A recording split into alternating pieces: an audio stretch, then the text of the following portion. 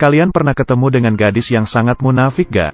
Dalam hati berpikir rambut orang ini sangat jelek. Tapi di mulut berkata, wah model rambutmu sangat imut. Dan gadis yang mendengar pujian itu pun menjadi sangat senang. Dia terus menanyainya, namamu siapa? Namaku Yuria. Dengan semangat ia berkata, wah gak mungkin, namamu bahkan juga sangat imut. Padahal dalam hatinya berkata, ih nama yang norak. Dengan kemunafikannya, ia pun berhasil berbaur ke dalam grup ini. Dia bernama Mai, karena pekerjaan ayahnya. Ia harus pindah sekolah dari kota ke desa kecil ini. Ia yang tahu aturan sekolah. Berurusan dengan teman sekelas ini hanyalah masalah mudah. Tapi di saat itu, gadis di depan tiba-tiba sesak napas. Karena temannya menanyainya barulah mengetahui. Ternyata gadis ini yang bernama Shino di saat SMP. Selalu diintimidasi oleh Mai. Sehingga saat dia melihat Mai, ia langsung panik. Setelah semua murid mengetahui hal itu, pandangan semua orang ke Mai langsung berubah. Mai juga dengan mukanya yang tidak bersalah mengatakan itu semua hanyalah salah paham. Kemudian keluar mengejar Shino. Siapa sangka Shino sedang menunggunya dengan muka datar di lorong. Di saat Mai melihat muka Shino, dia akhirnya teringat. Intimidasi yang dilakukan kepada Shino sangat parah. Mai memunculkan senyum jahat sambil berkata, sekarang aku akan membuatmu merasakan bagaimana rasanya diintimidasi. Mendengar ada suara orang yang datang, Shino langsung mengubah ekspresinya. Sambil memegang perut dan berteriak, ah sakit, Mai jangan seperti ini. Minggir, kamu tidak apa-apa kan? Sampah masyarakat. Saat pergi, Shino membalikkan kepalanya dan memunculkan senyum jahatnya. Sejak hari kedua, semua orang mulai menyiraminya air, menulis kata-kata marah di atas mejanya, menggunting bukunya dan lain-lain. Tidak ada orang yang bersedia untuk menjadi temannya. Shino yang melihat Mai pun berkata, ini barulah permulaan, hari-hari baikmu masih ada di belakang. Festival budaya sekolah segera tiba. Semua murid sibuk di bawah bimbingan guru. Saat gurunya meninggalkan kelas, seorang gadis langsung memeluk menahan Mai. Dulu Mai adalah seorang pembuli. Menyiksa murid lain untuk membuatnya senang. Setelah pindah sekolah, dialah yang menjadi orang yang dibuli. Semua ini dilihat oleh guru. Tapi guru itu hanya diam lalu pergi. Setelah Mai pergi ke toilet untuk membersihkan dirinya, Shino yang dulunya ia bully menghampirinya. Shino meminta maaf dan berkata, aku beneran tidak tahu akan menjadi seperti ini. Tapi setelah itu,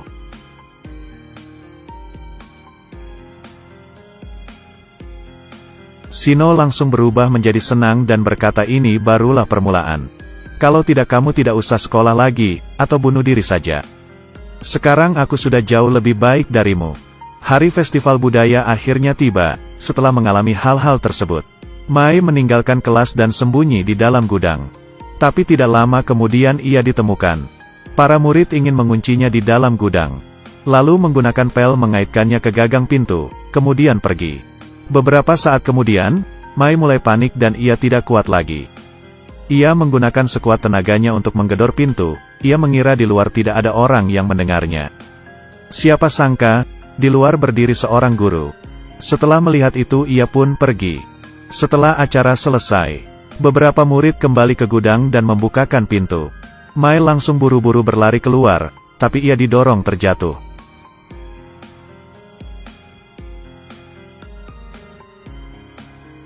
Melihat hal itu, mereka tahu bahwa tindakan mereka sudah keterlaluan. Tatapan Mai penuh amarah, lalu ia berdiri.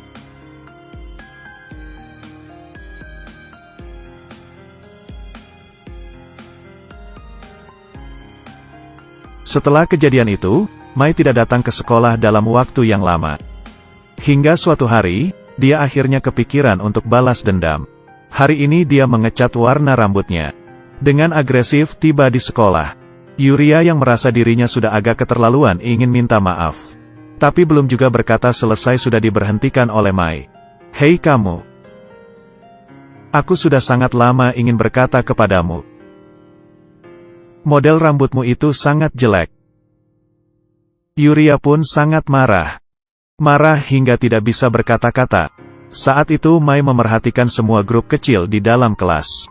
Lalu melihat seseorang yang sendirian. Tindakannya sudah akan dimulai. Mai tiap hari dibully di sekolah. Dan harus tahu sebelum pindah sekolah, ialah yang membuli orang. Mana ada orang yang membulinya. Dia akhirnya memulai aksinya.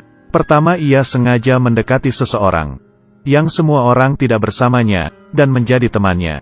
Tapi hal ini masih belum cukup, ia masih belum bisa menghindari dari pembulian. Kemudian Mai melaluinya mengubah data-data percakapan.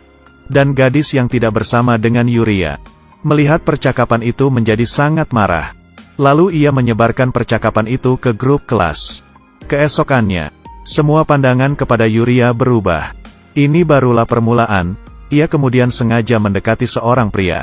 Dan dari pria itu ia mengetahui, orang dengan prestasi paling tinggi di kelas adalah Yui. Dan Yui selalu menyukai sahabatnya Shino. Di saat bermain, dia sengaja terjatuh dengan serangan bola Shizuka, sehingga lututnya terluka. Dan kebetulan hal itu dilihat jelas oleh Yui. Tidak lama kemudian, Mai menemui Yui dan berkata, gadismu dimanfaatkan oleh orang lain. Shino itu bukan orang yang biasa saja, kamu pasti juga merasakannya. Kamu harus melindunginya. Melihat Yui yang pergi, Mai memunculkan senyuman yang licik. Kemudian Mai menemui Shino. Dengan beberapa kata sudah memunculkan sifat Shino yang sebenarnya. Dia bahkan mengatakan hal yang tidak baik didengar kepada Mai.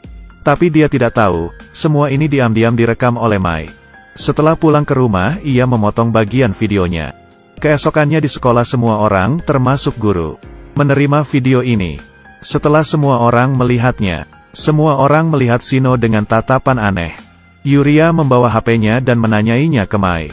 Bukannya kamu yang membuli Shino, kenapa sekarang menjadi seperti ini? Mai hanya melihatnya dengan diam. Murid lain yang melihat Yuria pun diam-diam bergosip. Pembulinya bukannya kamu ya? Yuria yang kehilangan kesadaran pun terjatuh ke lantai. Saat itu beberapa murid mengelilingi Mai dan berkata, Yuria benar-benar sudah keterlaluan, Shino juga mengejutkan ya. Dia bukannya ada penyakit mental. Saat itu Shino pun langsung menghampiri Mai. Ini semua salahmu, karenamu, hidupku berubah menjadi buruk. Mai dengan santai hanya mengucapkan, lalu, jangan melempar tanggung jawab ke orang lain. Saat itu guru memasuki kelas dan bertanya apa yang terjadi.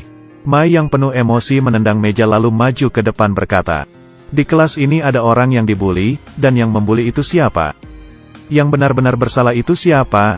Kalian semua diam-diam di samping hanya melihat sambil tertawa. Karena kalian inilah, kami tiap hari harus hidup seperti di neraka. Aku tidak mungkin memaafkan diriku yang dulunya pernah membuli orang. Juga tidak mungkin akan memaafkan kalian yang hanya diam melihat orang dibuli.